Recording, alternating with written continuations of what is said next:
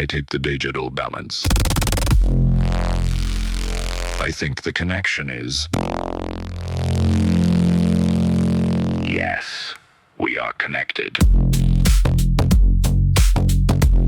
Start the broadcast now. Good evening. The Digital Madman, broadcasting from somewhere safe. 6 men checked into a private island club under false names. 3 years later, the document they wrote there became the law that controls every dollar in your wallet. The meeting stayed secret for 20 years. The law passed in 2 days. All legal, all voted on, all written by the people it was meant to regulate. Let's begin. Good evening. The Digital Madman, broadcasting from somewhere off the coast of Georgia. 6 men checked into a private island club in November of 1910. They told anyone who asked they were hunting ducks. They were not hunting ducks. What they were doing was writing the blueprint for the institution that controls every dollar in your wallet, every interest rate on your mortgage, and every overnight loan that keeps the American banking system from eating itself.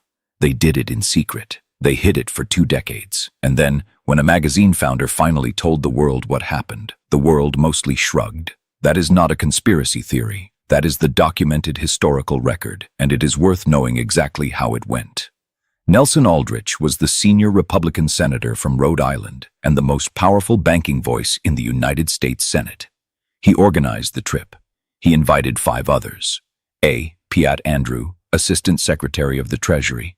Henry Davison, a senior partner at J.P. Morgan.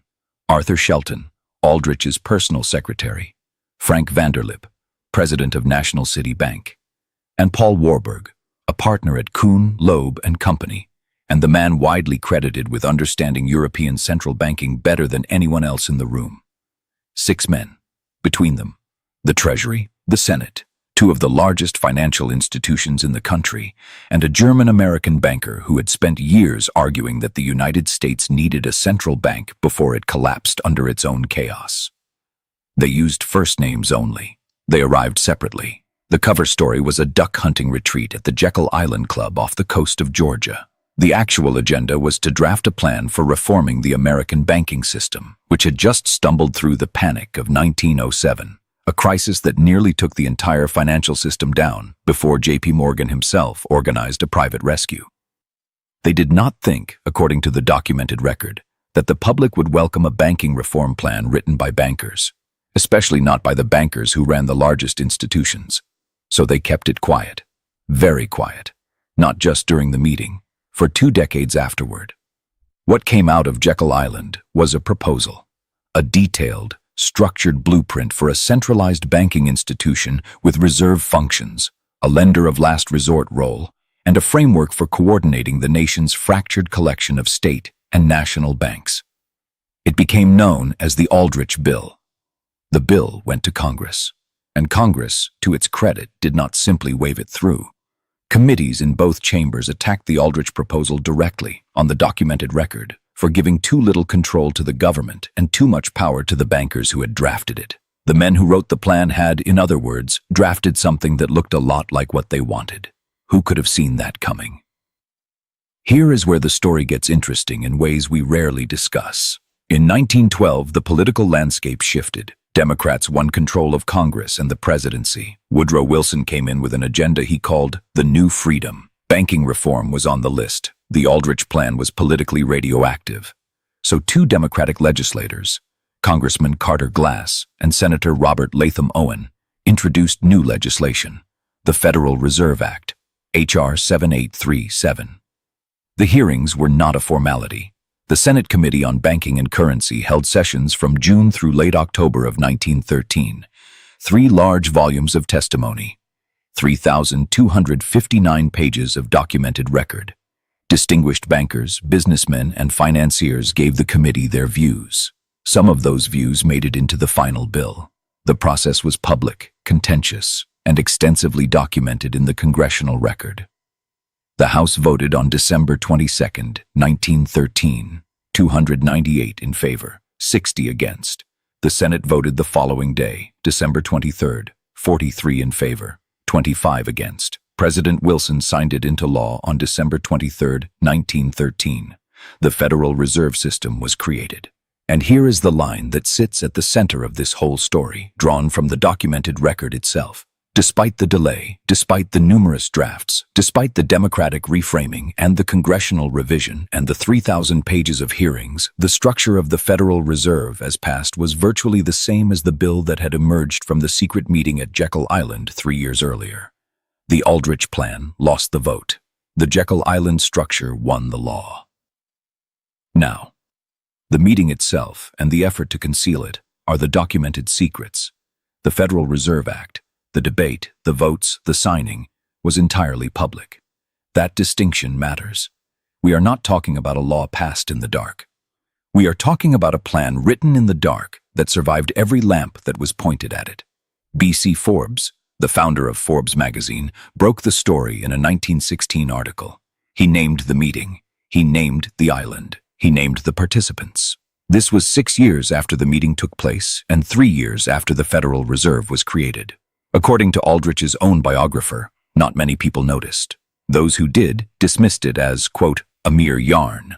The participants themselves did not admit the meeting had occurred until the 1930s. Frank Vanderlip eventually confirmed it in a Saturday Evening Post article. Paul Warburg wrote about it in his memoirs.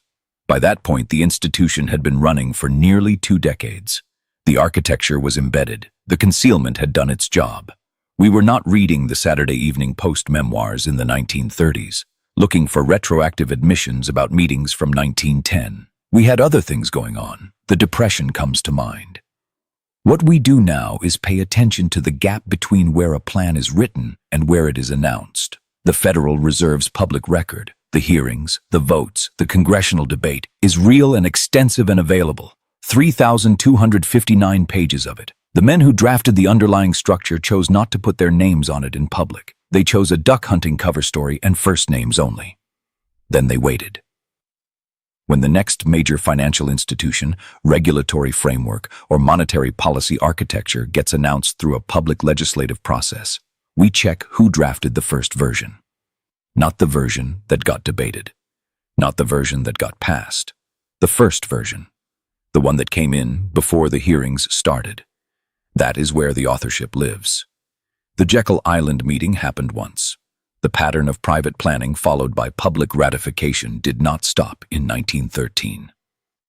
When a major reform gets announced through a clean, well-lit legislative process, we ask who wrote the first draft and who was in the room when they wrote it. Now we know what that room looks like. Funny how it keeps fitting. The pattern tonight was old and simple. The private meeting that writes the public rule. The room that never officially existed. The names that took decades to surface. The architecture still running. The system built in 1910 is the one we borrow from today. The rates, the reserves, the decisions made by a body that answers to no election. The deal was cut before the hearings opened. The hearings ran 3,000 pages. The first draft won anyway. Next time a major reform arrives through a clean public process, we read the first draft before we read the press release.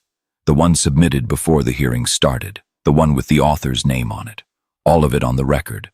All of it a century old. None of it in the textbook.